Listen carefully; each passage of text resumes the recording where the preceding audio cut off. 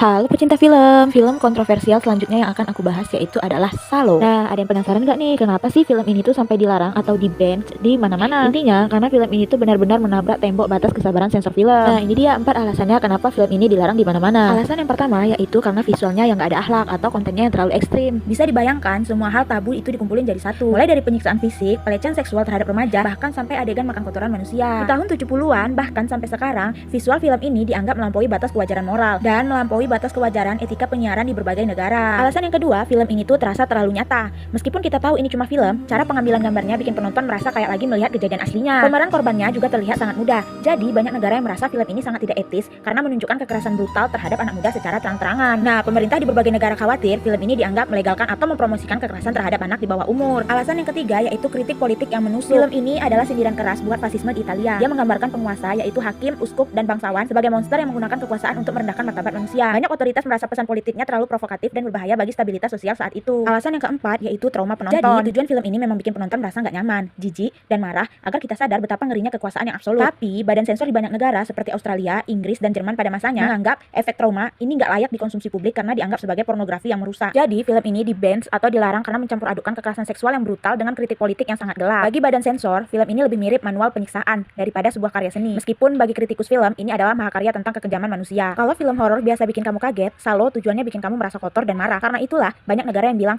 cukup, ini terlalu berlebihan. Gimana? Kebayangkan kenapa film ini jadi legenda di dunia film terlarang. Nah, itu tadi 4 alasan kenapa film ini bisa di-ban atau dilarang di berbagai negara. Sekian dulu pembahasan film kali ini. Sampai ketemu di pembahasan film kontroversial lainnya.